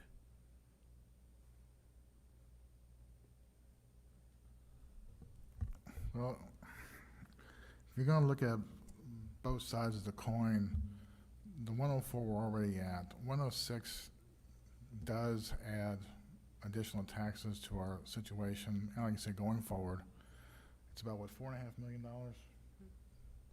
It's right at 4 under 4. current projections. Okay, right at 4. What proposals exactly are we talking about doing with that additional $4 million? I mean, I know we've gone through it before, but if you would refresh the board's memory as far as what we can't do if we don't go with 106. In other words, what's basically sequestered? Yeah, so the 2 primary expenditures that were part of what we showed to the board, and y'all let me know the other ones, was assistance with with teachers on response to intervention. I'm just going to use that term. So it's the things that we do prior to special education referral. So it's just more tools in the toolbox assisting teachers with interventions prior to special education referral. So then another component would be to help with special education funding, because we know that's coming. It's going to happen statewide. And then the goal that's been set for me on expansion of career and technology education and the expenses associated with that. So plumbing and HVAC and machine, we just finished with our school to employment to advisory committee, SC committee. They helped us generate this list of not only what the state says, but what our community believes we need to give kids the opportunity to do. And one of the things I want us to do to manage expectations, if we're not able to fund that, I don't want to hang that carrot out there and get a bunch of parents and kids excited about plumbing certifications and HVAC certifications and internships, and all of this if we're not going to be able to deliver it. So you have to pull that back. Those were the three. I don't have it in front of me, but that's off the top of my head. Are there any other? I might add that you kind of touched on this, but basically it's how we serve our at-risk students, from those that just need remediation and intervention to those that are identified with special education, as Dr. Gibson said. Also, a component of that is social emotional learning. We're hearing more and more about that and our needs to increase to help students meet their basic needs or meet their emotional needs in order to put them in a situation to where we can meet their learning needs. And that was a big component of that as well. All of that's wrapped into our at-risk students, but those are some pretty critical areas in that with CTE and as well as providing other extracurricular opportunities for our kids. There were two other, if I may misread, there were two other kind of the bigger buckets, my memory's serving me now, that we've historically taken out of EPP, and what we've said is that it's hard to keep doing that out of the fund balance. But, you know, some maintenance and facility need. Our roofing schedule was brought up. I think Mr. Crew asked a real good question at one of the budget meetings. What happens if we don't, you know, replace a roof? And, you know, we defer it. I remember was the answer. It doesn't get replaced, so you just push it out, push it out, push it out. And then were some technology-related matters that were part of it, just to try to keep up with student and staff devices. And safety access control was built into their, the district-wide. Right. So those were the things we listed CTE out. modifications, and we can provide, we have the working list. Another thing that'll be tricky in the first year is if it's, you know, it's not approved till November, and if there's the staff that would be tied to it, you know, we're gonna be looking mid-year. So that's when you can look in, like maybe you could knock off that first year, some of those, you know, capital projects, and then plan for the following year. Because as Mr. Pivito said, it gives us that planning latitude for the future years. But we have a working list that we can provide in a board report by function, by, you know, where we would put the money and where we would spend it on. I know the state was criticized for putting a cap on special education, the numbers. I know we dealt with that when I was working, you know, that they were, I think it was 9% or something like that. And has that been changed with all that discussion? Has the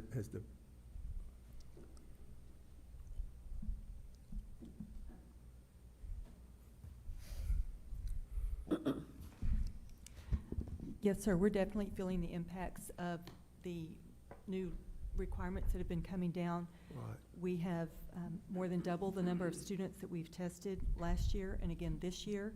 And a significant number of those are qualifying for services, and that could be at any point during the school year. Yes. So once they qualify for those services, we have to be ready to serve them the next day. So we are definitely feeling that impact. Yeah, and I thought that might be the case. And so would this funding also help in that situation with being able to provide further services for these students? Yeah, so I'm gonna just say it. The answer is yes, because over time, we don't know exactly where that's gonna wind up. Right. I doubt it's going to be less. Yeah. And to answer your question, Mr. Pivito, the special education allotment, we're already spending beyond absolutely. what the state's giving us. We always have, you know. Yeah. Yeah, so it was like the gifted and talented allotment. We always spent more than. Yes, sir. So anyway, thank you. I think it's safe to say that healthcare is not gonna decrease the cost. Recent history shows it going up more than we expected. Safety is gonna be an issue, and we're gonna put more money into that than we have. Special education, as we just discussed, is gonna go up. I don't think we can plan on any decreases. And we've seen across the country that pay has been an issue. We don't have that issue here, but we need to stay ahead of it. And I think those are all things we need to consider.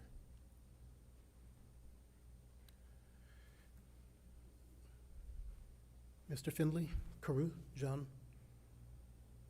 I mean, there's opposition to 106. Let's get it out there now.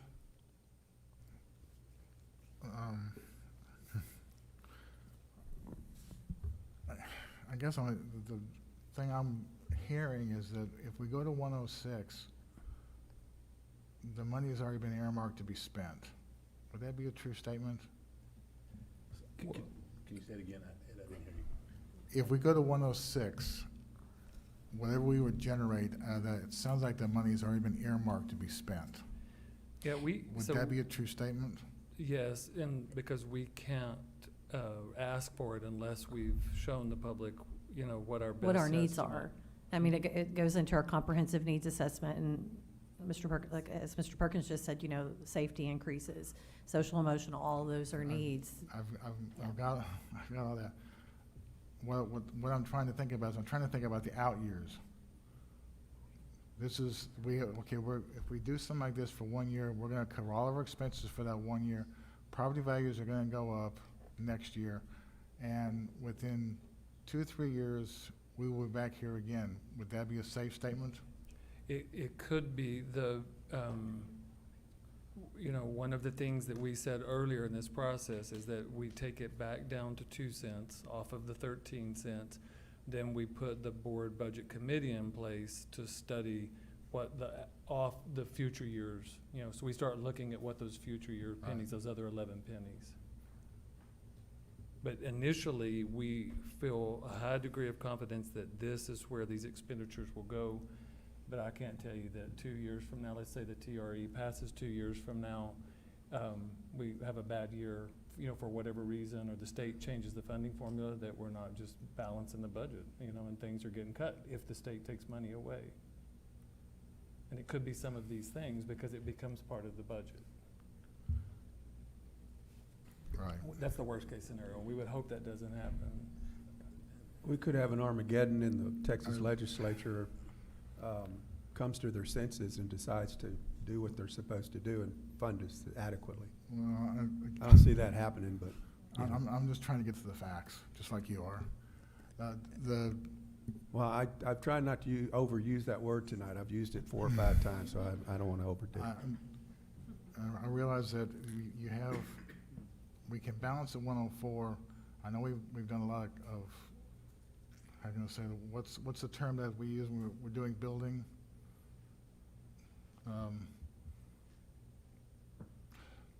You have a term that you use when we get the best product for our buildings. Return on investment. Best value. And have we done all the things we can do to basically squeeze everything we can out of 104? Is 106 literally the only option? That's a good question, and you know, one of the things we're gonna do in the board budget committee, again, taking it back from the 13 cents to the 2 cents, is just say, let's go get the state funding, then let's try to answer that question.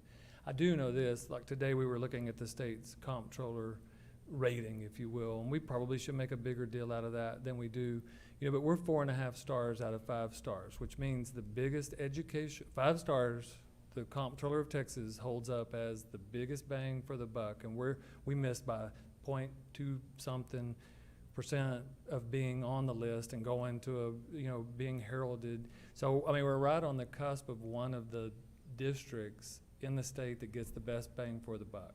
That shows the highest progress amongst the students, lowest spending. For the lowest amount of spending. So, I guess the only way for us to answer that question in objective fashion is to look at things like that and say, according to the comptroller, yes, we're lean. And what's interesting about that, this is really fascinating to me. So none of the campuses are 4-star. The highest is 3. And we the have highest some at is 2. 3 out of 5, Yeah. but the district is almost 5. So what that means is the majority of our funding is at the campus. Like, we've cut so much at central office that almost all of our spending is so much at the campuses that none of our campuses would qualify for the award. Only the district in total. Their progress That's is because high. that's how lean the district is. The things that we do for And we're gonna show him you and that. him and him. It just came out. Okay. Yeah. If we're providing the best education we can at the school level, wouldn't we get a 5 and not a 3? I mean, if we get the biggest bang for the buck, wouldn't it be the other way around? We would get a 5? No, so this is about expenditures versus outcome. So it's inputs versus outputs. Okay. So what they're saying is that our spending at campuses, they wouldn't say is as low as they would want it to be.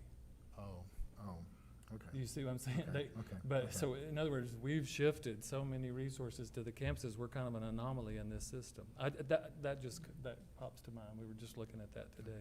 And, I mean, they're compared just at their campus, you know, that's gonna, salaries is gonna, when they're compared against other people, other campuses like them, that's. And the our way it runs. retention rate, which is a good thing, probably Yes. challenges us in measurements like that because we try to retain staff. Hey, just to clarify, you said that next month would be the last month that we would have to make a decision. Correct. Or move forward. What would be on y'all's part, the ramifications of waiting to July, just if it did go to that, other than 30 days delay?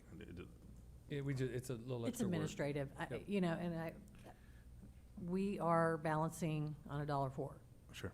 But if we haven't made that decision yet, that we would want to go $1.06, I mean, we have to bring 2 agenda items. We'd have to bring, you know, 2 Sure, sure.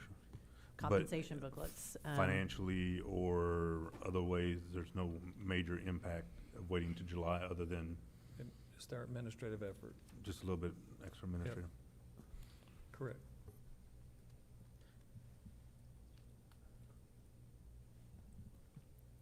And it's fine. It's fine. I mean, that is, it's absolutely. The reason we typically don't do it is because the board said, don't bring all these decisions to us in July. So that's why we backload them. So, but it's for the board's discretion. Yeah, someone showing up to one meeting might think we just make a decision that night and hadn't talked about it for 3 or 4 months or years. Hate for that to happen. So, Well, just, sorry. It's all right. There is one thing to consider too. We will have the certified agenda certified values by then, correct, or pretty close? I think it's July 15th? July 25th. 25th. So when is our July meeting? it's 24, yeah, it's a day prior. It's possible. Well, we'll probably have a pretty good idea by then. They won't be certified, but the appraisal district will know Yeah. pretty close. So And that'll. Bear County's had the largest amounts of protests. I mean, we just got notification of that, and that's still going. Yeah, It'll be to the wire. That will solidify our growth. It could be 7.5, it could be 8. I mean, 7, I think we're safe, it could be 8. And that'll give us some more information at that point in time. So, We've run our final numbers with students, though, and we have to be pretty conservative on that. all right. So 30 days will solidify a lot of our numbers. Good. Okay. So what are the reasons that we would delay this to July? What are the reasons we would delay? Yeah, why would we not do this tonight? I think it's a rhetorical question for the board itself. I think there's 2 or 3 members that would, from my general understanding, that would prefer to have this brought up again next month, and Next then month. make it yeah, it might be better. Well, next year might it- be better, I don't It know. might be better next month. I would make that motion if you're asking. For next month? I For mean, next month. I would make them, can I go ahead and make the motion? Wait, so Dee Dee, it would be, you would just move to postpone or just pull the item? You don't want to table it, just don't table it. Pull That's, the item that. Okay, do I need to do anything or? no. yeah, I don't understand. I mean, why are we not addressing this tonight? That's my question. I mean, I'm not criticizing, I'm just asking why we're not addressing it this evening. Oh, you asked me one? No, I'm just, anybody, Ed, you seem to have some concern about it, so that's why, I'm No, just trying to I just think get an understanding as why this is not being acted on tonight. I So- think 30 days will solidify a lot of the numbers that we're going to try and make a decision on. One of the things that I prefer to make decisions on is as good an information as we have, and I think 30 days will have the information will be a lot more solid than it is right now. There's still a little bit of speculation as far as what we're going to have, so I think it'll be right, that, and also our student, we may have a better idea what our students are going to look like coming forward, so we'll have some more final numbers, and we can make a better, granted, we have to final decision at that point in time. I don't but- think we'll know what our students are gonna look like in July. No, the next time we'll look at student counts will be September 1. Yeah, I think Yep. I think the And appraisal. the that's appraisal numbers will come in when? 25th. We're balancing right now on 7%. Right. Okay, but you think we'll have a number by the time we have the next board Well, meeting? I or- want to clarify, we have a number. We have, Well, you have, yeah, I know. well, but we're not in the absence of a number. We're just, Okay. they've given us the, what do they call it? The Preliminary, So right. we've based it on And, the I mean, preliminary Moken- values. Mr. Finley's right, the final values don't come until the Right. 25th. Right, and we always balance our budget. I mean, Moken Casey, as soon as they get the final 6 weeks' numbers, Right, that's what we run it on, because of right. what has to be posted, everything that has to be moved, you know, all the, that's, you know, okay, so if we go up a estimate of a 0.5 percentage point, I mean, that's, I don't know how much of a difference that's gonna make on growth. Okay. Because you're gonna get less state funding. Well, So- this is gonna be really weird. If, I don't know that there necessarily has to be a reason tonight. It can just be the comfort level of trustees. Tonight's vote is only on the budget parameter memo. If the trustees did consider, I wanna be real clear about this, we saw this in the newspaper last week with the San Antonio district. On the night of the vote, if you go to 106, it takes 5 votes. So I just want there to be clarity, you know, if they are having to, yes, I don't know if they've done it yet, so, correct. So I just want to point that out, and if you know, if the 30 days helps, you know, there's all, 6 here tonight. 30 days may make that more challenging, I don't know. Well, I'm sensing reservation from 2, so that's not 5. Do the math. So we just, unless there's 5 for sure, and I'm not, without polling, I'm not just a walking quorum. We have reservations from 2, so we might as well just wait till next month. I for think sure. that's a fair way to look at it, and we'll have everything prepared and make sure that if there's anything between now and then, we communicate it in the board updates, although I just want to be real clear, I don't think there'll be any additional information. I think we have everything tonight, but we're happy to bring it back in 30 days.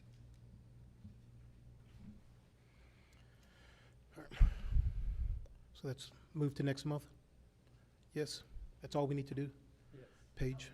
Yep. Yes, now, I mean, we have to bring back the agenda item for We'll the just tax bring- rate, so, and compensation. Yeah. It won't be in this format, it'll be in decision format, Right. yeah. So to run through it again, I don't know, that's good that you're being redundant, so there's three things in Uh, July.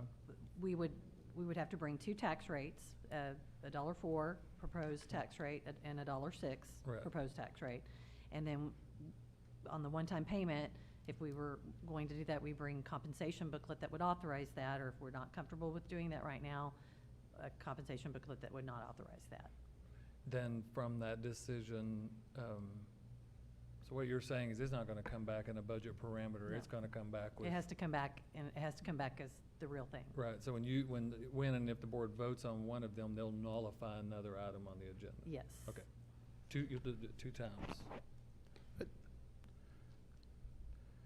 So That's just the mechanics of that's it. next month, but I know Mr. Finley was waiting on you're waiting on tax data? Yep. Okay, so for tax data, John, what are you waiting on to make a decision one way or the other? What information do you need to make a decision next month, so we're not, so? You just want to go back and look at it again? All right. And we can resubmit all the materials from the workshops, kind of what we've been talking about all along. It's a lot. Thank you. The board will now adjourn in a closed session pursuant to the following sections of the Texas Open Meetings Act, Texas Government Code Section 551.074, authorization to deliberate the appointment, employment, evaluation, reassignment, duties, discipline, or dismissal of a public officer or employee, or to hear a complaint or charge against an officer or employee. 551.072, authorization to deliberate the purchase, exchange, lease, or value of real property if deliberation in an open meeting would have a detrimental effect on the position of the governmental body in negotiations with a third person. 551.076, deliberations regarding security devices or security audits. He's saying 5 minutes to 35 minutes. No, I'm just 30, about 30 minutes. 5 minutes. 5 minutes. Get your hopes up. Time is now 8:10.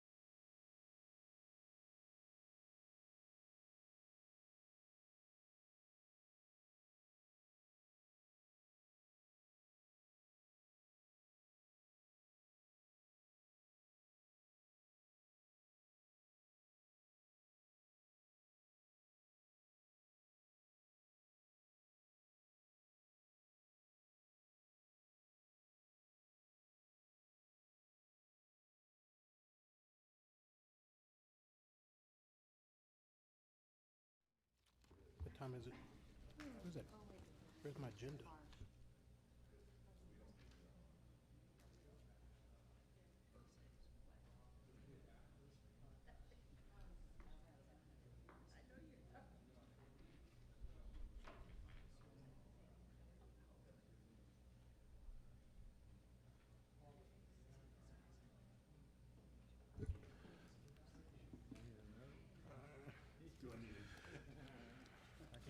All right.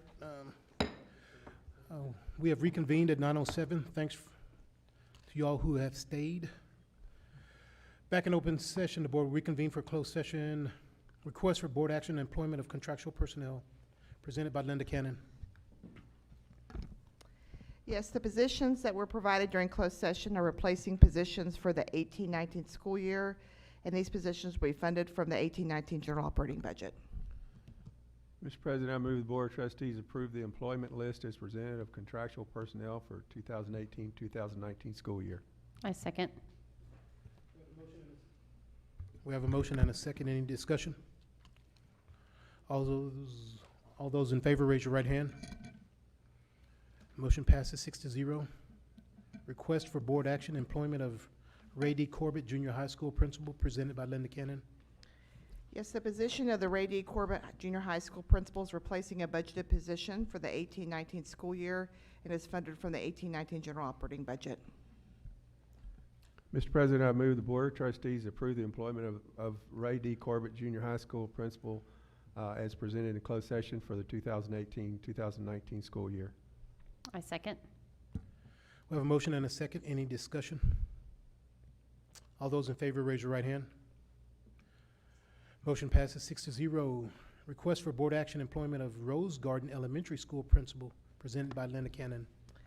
The position of the Rose Garden Elementary School Principal is replacing a budgeted position for the 18-19 school year and will be funded from the 18-19 general operating budget. I move that the Board of Trustees approve the employment of Rose Garden Elementary School Principal for the 2018-2019 school year. I second. We have a motion and a second. Any discussion? All those in favor, raise your right hand. Right, okay. Motion passes 6-0. Request for board action, employment of curriculum and a professional development director, presented by Linda Cannon. Yes, the position of the Curriculum Professional Development Director is replacing a budgeted position for the 18-19 school year and will be funded from the 18-19 general operating budget.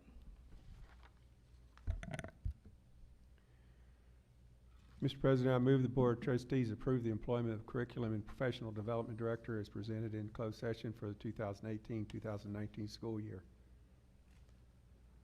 I second. We have a motion and a second.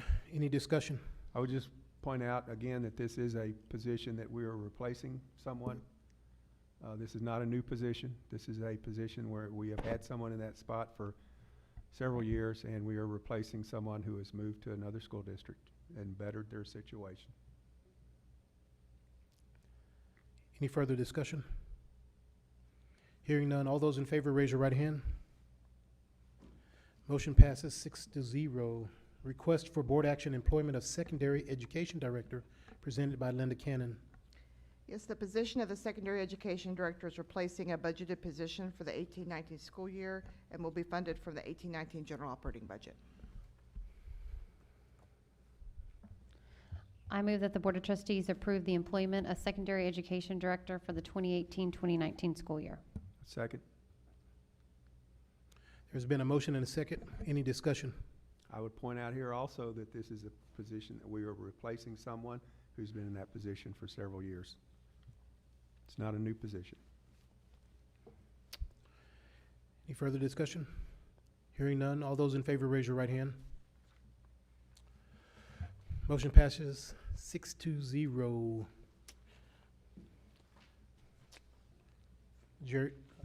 Mr. Perkins, board update. First thing we have, there's a coffee with the chamber the last Friday of this month. Everyone is welcome to attend. There's on the 4th of July, we have the Schertz parade, and several of us have volunteered to participate. I'm sure we've got our invitations. And any of the others are welcome to join us. TASB Summer Leadership in Fort Worth, Mr. Westbrook will be attending. The regular chamber luncheons, Tri-County will have one in July, and there's a Northeast Partnership on the 12th of July, and then the Schertz Chamber luncheon is on the 17th of July. That'll be the same day as our next meeting. And Wayne, that is the date that Maggie Titterton said we could pilot the community survey. Just FYI, July 17. Yeah, so someone will have to take away from Team 1 and go explain it right at the end. Mr. President, on the July Yes. 4th, I haven't RSVP'd to that yet, but unless something catastrophic happens, I'll be there. Yeah, so this involves something new in that we're decorating the float. I'm gonna use air quotes, and so we'll need to be up here at, what time in the morning, Priscilla? 7. Okay, and I would just recommend sunscreen. Sunscreen, 7:45, we show and start decorating. Yeah, although we're trying to maximize that, I will wash my trailer. It is a stock trailer, only occasionally, so but I'll make sure it's nice and clean.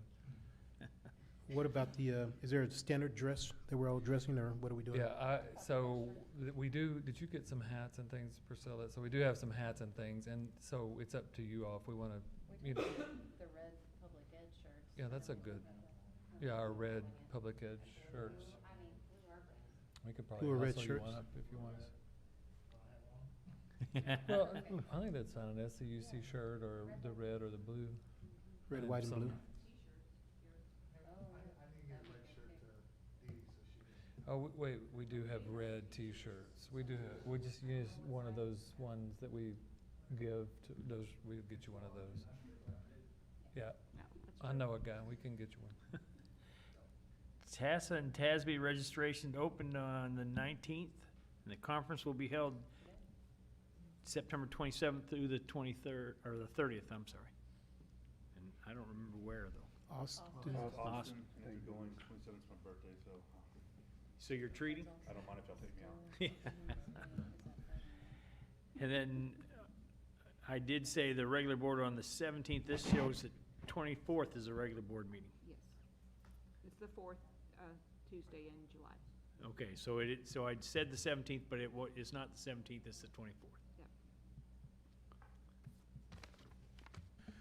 Yep. Anything to be put on the, any agenda items? Anybody wants to place on the agenda? I just wanna, you know, I attended the SLI last week. Dr. Gibson and Robert, myself, presented good governance at one of the morning sessions.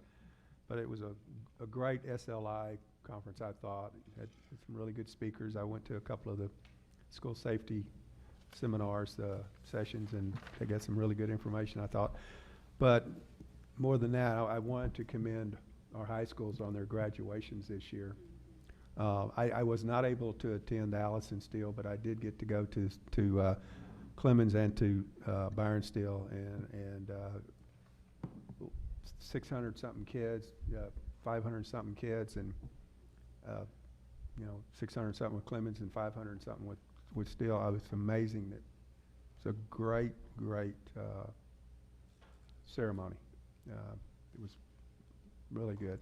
I thought everybody did real well, so I appreciate what the staffs did. Thank you. Yep, thank you very much. And I will say that I know there was a submission for a safety issue at NSBA for the presentation. There were no less than 7 or 8 safety issues or school safeties at SLI, and they were all well attended. So if Schertz-Cibolo-Universal City Independent School District gets picked, I think it's going to be jam-packed because people are begging for best practices moving forward. So hopefully we get accepted, but it's a hot topic item.